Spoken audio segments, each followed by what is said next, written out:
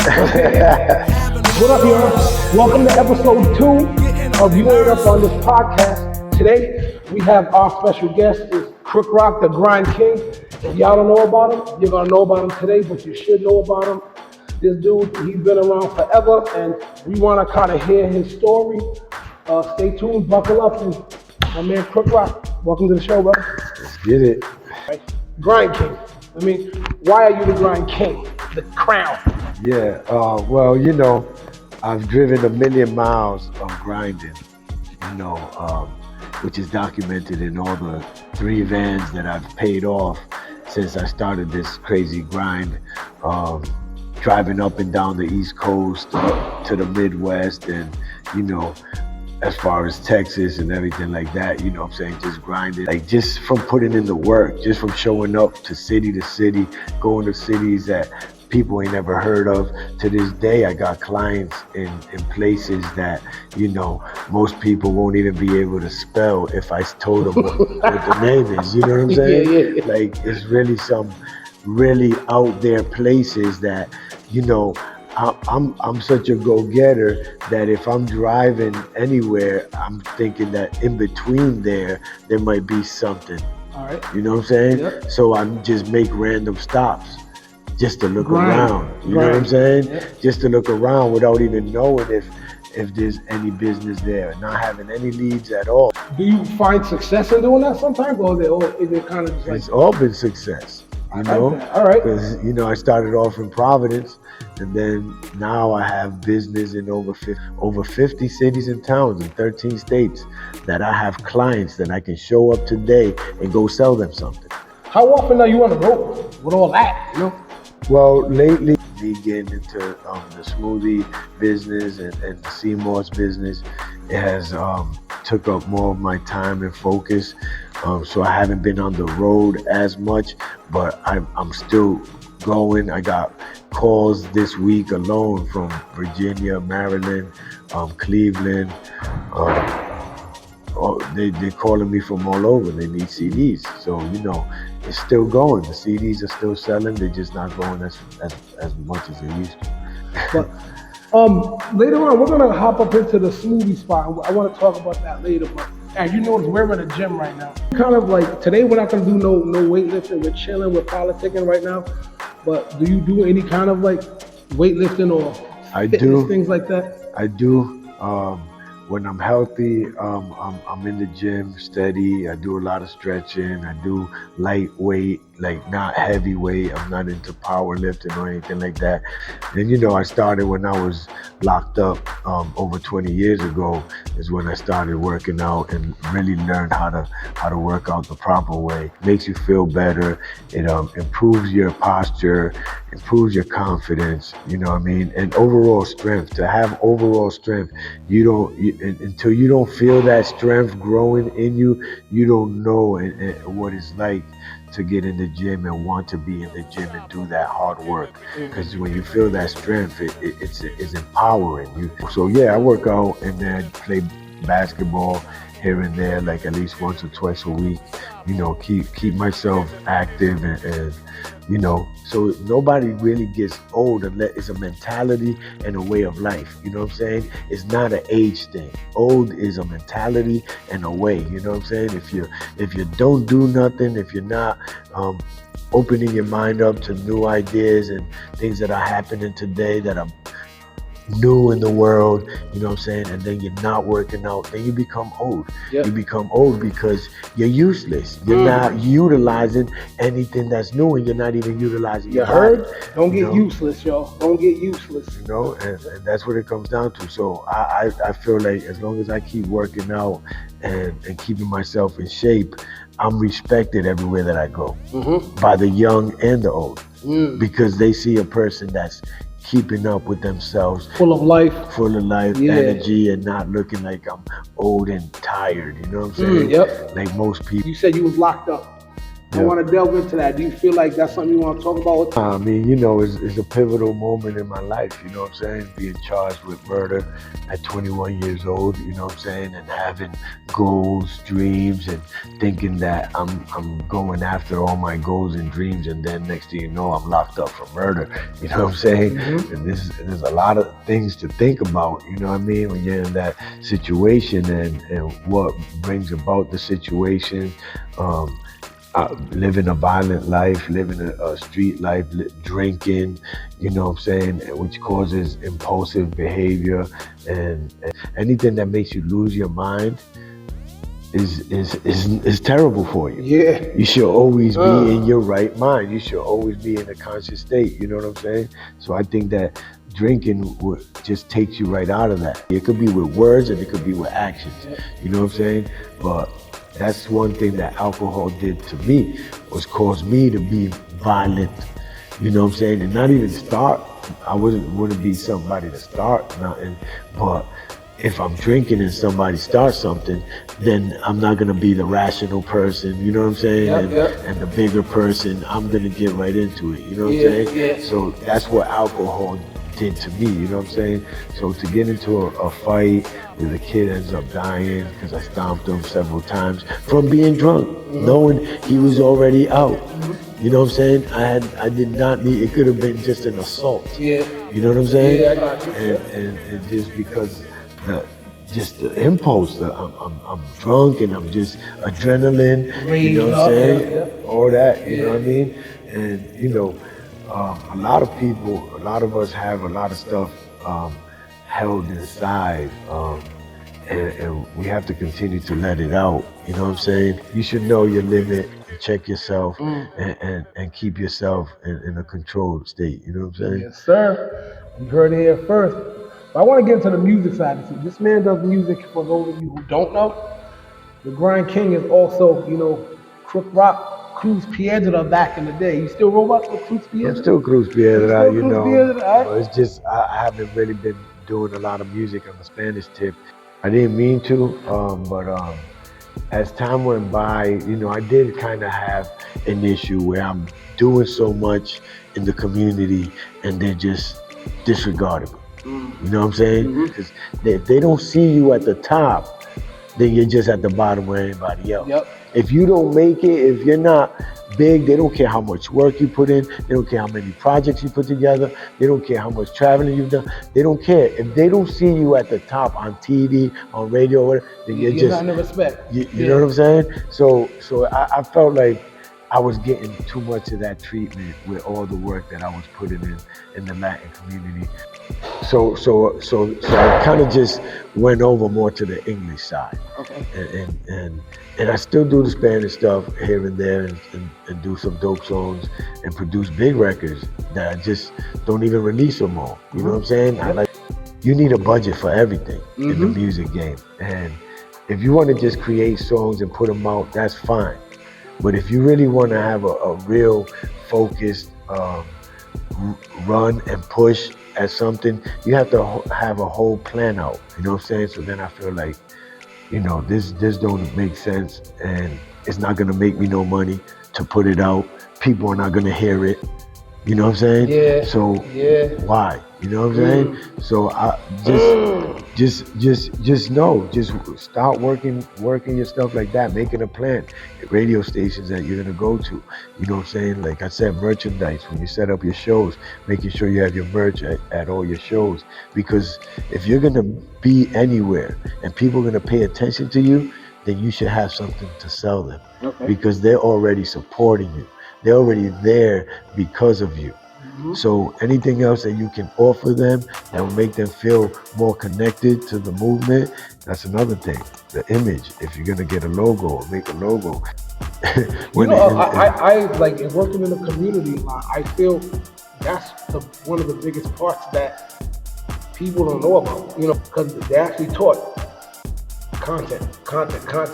You know, trademarks, logos, things that just say, this is your Nike slash. sometimes they following a trend. If this is trendy right now, you know what I'm saying? Like trap music is trendy, they start rapping trap music. Now drill music is trendy, so they start doing drill music. You know what I'm saying? Anything that is trending at the moment, they just try to follow it.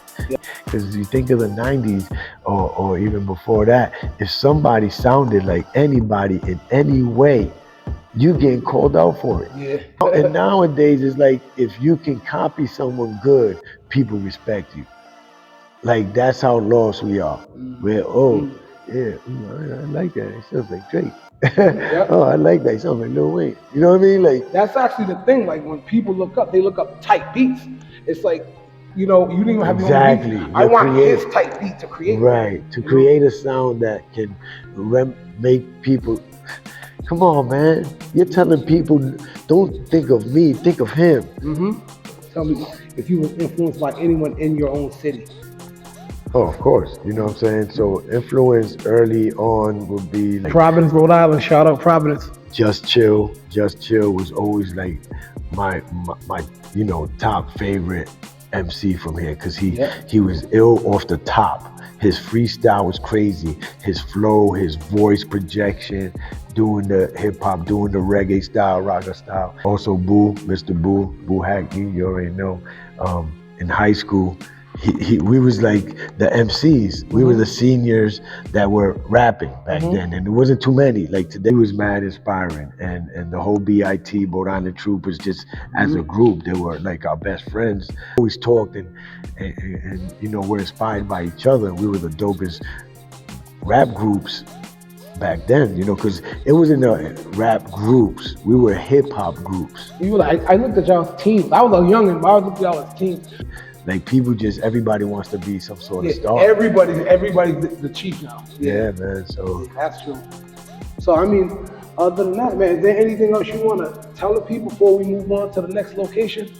Well, you know, as an MC, you know, you just gotta keep going.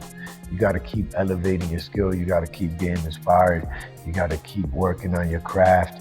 You know, anything that you just don't do is all conditioning. So if you don't do it for a while, you're not gonna be good. I've seen rappers get on stage that are OGs, and they'll get up on the stage, and it seems like they ain't performed in years.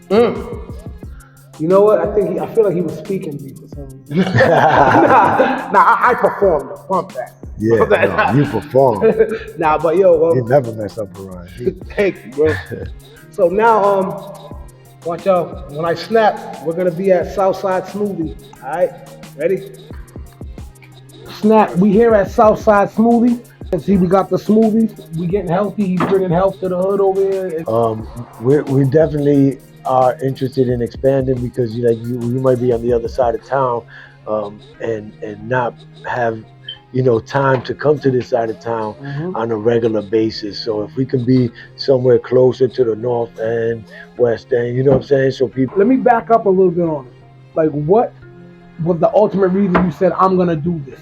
You know, I'm into health. I'm into eating healthy, and I travel a lot, and I go to many places and always find vegan food, always find Seymour smoothies. Not everywhere, but when I'm out there, you know, in different places, I find different things. And at least that you could find vegan stuff. And it was like, every time I was hungry and I wanted to eat something, I got to think, dang, I got to go all the way to East Side. Dang, I gotta go all the way to Wickedness Street. Or I gotta go all the way to Broadway. Like, it's always, I gotta leave town in order for me to go eat a nice vegan or vegetarian meal. You know what I'm saying? And that was like I felt like, you know, I hated it for myself. You know, an opportunity opened up where a restaurant had a space available. And I had met a guy in Atlanta that sells Seymour's. Everything just kind of came together like this. Like, it didn't take me no investments to start it, because I went into a restaurant that had all the licenses and everything already. So I didn't have to work under my own license and create a new business or anything like that. I just started it through their license, Since then, the spot got shut down over there, because of the owner not taking care of his responsibilities. So since we were under him, then we ended up getting the short end of the stick and having to leave the place. But I kept selling the smoothies because the people were pretty much kind of addicted to having the smoothies because they were feeling so good drinking their sea moss every day. Going back to Grind King, because you was like driving them joints to people. I was I driving, remember that. yeah. Grind King style. So yeah, so that exactly. So when we closed, I just kept loading up my cooler, making them at home, and what I would do is just go to the people that I already knew were buying them, and then I'll go to certain salons and stuff like that, and just let people know, look, South Side Smoothie, we still here, we still got it. We finally got this location, which is in the heart of South Side, 402 Prairie Avenue, and it was perfect. My first establishment got to be in the South Side because this is South Side Smoothie. This is our story. You know what I'm saying? And I wanted to make sure that I took care of my people, my family first before I went somewhere else, to do it. And we're happy and proud to serve the community, People with our bodies are made of 102 minerals. Sea moss has 92, so you're already getting like 90% of the minerals that the body needs to function. You know what I'm saying? And then you have all these natural fruits that we put in it, and organic sweeteners that are low glycemic. We don't use no processed white sugar. We don't use no milk. And we have a lot of ingredients that we add to the smoothies that are beneficial to your health, if you're consuming them on a regular basis. Menu. Who creates that?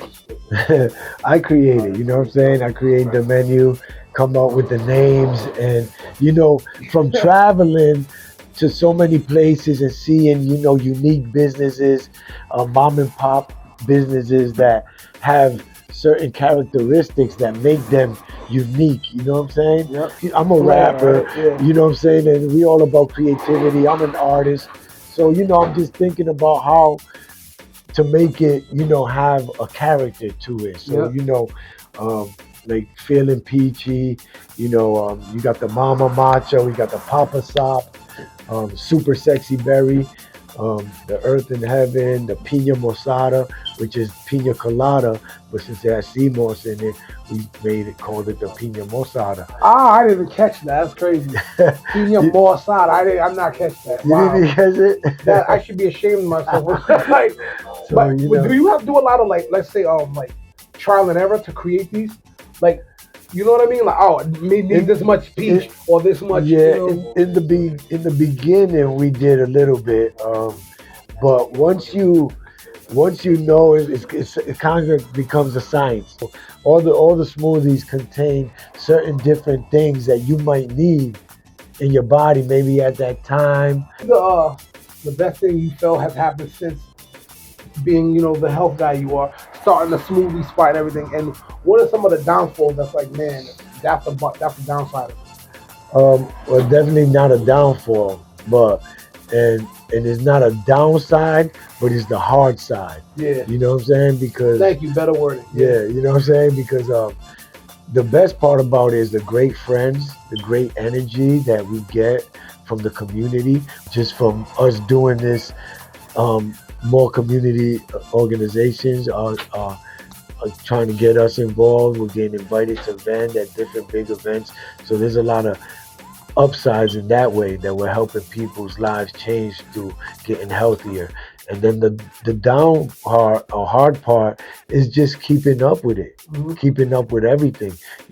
As a business, paying your taxes on time, your sales taxes, creating the whole business itself, because it's trial and error. Certain things work, certain things don't work. So you got to keep paying attention to the business. Like every single day is not a day that goes by where you just don't think about the business, because you're open every day, and there's constantly different things that are needed in the business is a bunch of different things that you have to, you know, be in tune with. You got Grubhub, Uber Eats or whatever, you know what I'm saying? And we're dealing with the deliveries and it's a lot of stuff. It's a lot of stuff. Like there's many sides to Krook Rock slash Eric slash Cruz Piedra slash father slash entrepreneur, business owner, rapper, producer, engineer, you know, community leader basically. Yeah. Do you find it like hard, or I would say hard or easy, or do you kind of all use it as one hub to do everything? Does one help the other, or does it hinder anything? Being all of that in one kind of person.